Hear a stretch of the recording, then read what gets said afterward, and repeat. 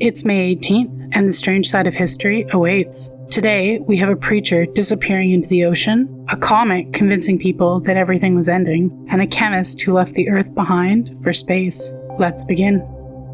On May 18, 1926, one of the most famous women in America walked into the surf at Venice Beach and vanished. Her name was Aimee Semple McPherson, a glamorous Evangelist, radio preacher, and founder of the massive Evangelist Temple of Los Angeles. That afternoon, she told her assistant to get her some orange juice. When her assistant came back, Aimee was gone. At first, everyone believed the ocean had taken her. Rescuers searched the waves, newspapers exploded with rumors, and thousands prayed for a miracle. But after a month, with no answer, her church held a memorial. Then, 3 days later, Aimee walked out of the desert. She appeared near the Mexican border, exhausted, claiming she'd been kidnapped, held for ransom, and escaped for miles across the desert. Her followers called it a miracle, but investigators noticed something strange. Her shoes were barely damaged. Soon, reporters suggested a darker possibility, that Aimee had secretly disappeared with a married former employee.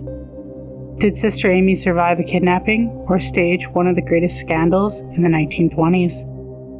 On May 18, 1910, people across the world looked up in the night sky, wondering if they were about to die. For weeks, newspapers had been warning that the Earth was about to pass through the tail of the Halley's Comet. Astronomers detected a gas linked to deadly cyanide, and sensational headlines turned it into a nightmare. Some claimed the planet would be wrapped in poison. As days approached, fear spread fast. Families sealed their windows, doors were stuffed with rags, and people hid in their cellars. But wherever there's panic, someone finds a way to profit. Snake oil salesmen began selling anti-comet pills, bottled air, and protective masks, even common umbrellas, promising desperate people they could survive the end of the world. Some laughed in the face of doom, throwing comet parties, drinking comet cocktails as the sky passed overhead. And then Earth entered the comet's tail, and nothing happened. The poison was far too thin to harm anyone, so by morning, the world was still there. For one strange night in 1910, millions feared that the universe had turned against them.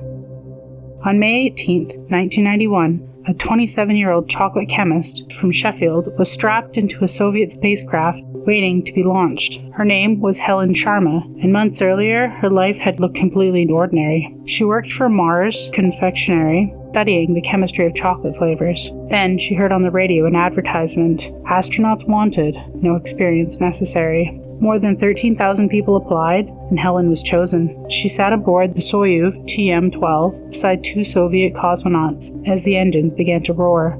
Her destination was Mir, an aging Soviet space station drifting silently above the planet. For 8 days, Helen lived in orbit, conducting experiments, photographing the British Isles, floating in a metal outpost surrounded by the endless black of space. She was the first British citizen in space, all because she answered the strangest job ad in history. Another day, another strange bite from history. Like, comment, and subscribe. Your next eerie dose is just a day away.